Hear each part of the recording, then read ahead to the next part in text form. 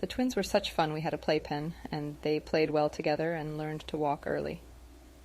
We enjoyed Barnwell and made many lasting friendships. John was in the bishopric, and I was an organist and a teacher in the primary. In the fall of 1936, at a church conference in Tabor, 2 BYU professors spoke. John decided that he needed more than a normal school certificate, and was trying to decide how to get it. He thought that if that was an example of the teachers at BYU, he wanted to go to that school. It was the Depression, and times were very bad.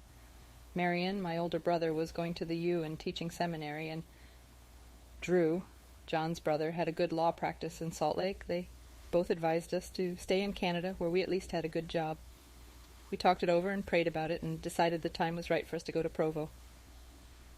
It seems incredible now that we never doubted that we could make it. Peggy was just 6, Sybil was 3, and the twins were 18 months old when we left Canada for Provo. We found an apartment, but by the end of summer we were down to $200, so we knew we had to find cheaper housing. We found one that cost $12 a month. It had 2 rooms and a large closet. We slept on the couch in the kitchen, and the 4 kids slept on 2 beds in the bedroom. John had a bicycle, which was our only transportation.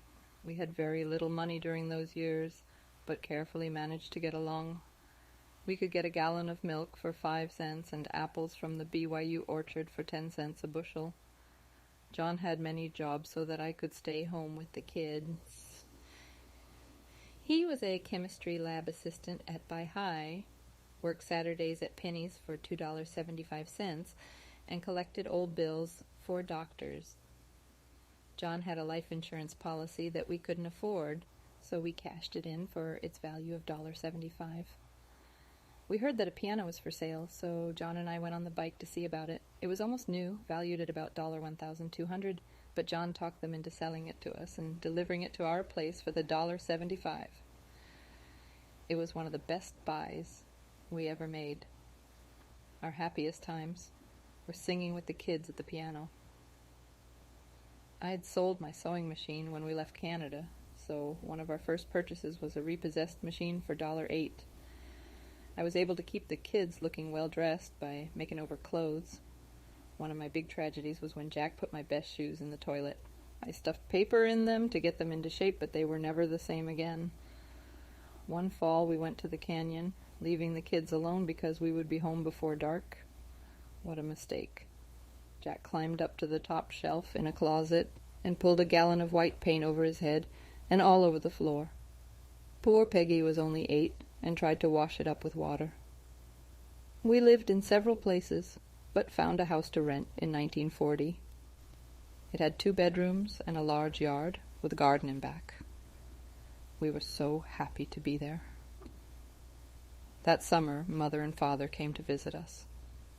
With the older girls in school and the twins going to nursery, I was able to go to Relief Society, and even got to sing with the singing mothers. Then the bishop called me to be the RS president. I was speechless. But in our family we did what we were called to do, so I accepted. Our church is wonderful in developing potentials in people. I am grateful I had this experience. About this time I joined the artists section. I hadn't done any artwork since high school, and I really enjoyed it. As I see my first efforts, I wonder that I dared to go on, but I did, and enjoy it. John worked hard to provide for us. Besides teaching a full load, he was taking classes to complete his master's degree. It took careful planning to make our money last. We would put our money in 4 envelopes, 1 for each week, and when it was gone we went without. One day John came home and said that he had heard that the Allerton house on 5th North was for rent, and would I like to see it. It was a large 2-story brick, and it was rented cheap, $1.35, because the parents had died. The sons had rented it the year before, and it was very dirty. John was doubtful about it. It was so bad. But it had wall-to-wall carpet, and it was furnished. I knew that together we could make it wonderful. There was a big kitchen, living room, and 2 bedrooms with a large bathroom that had been made out of a small bedroom.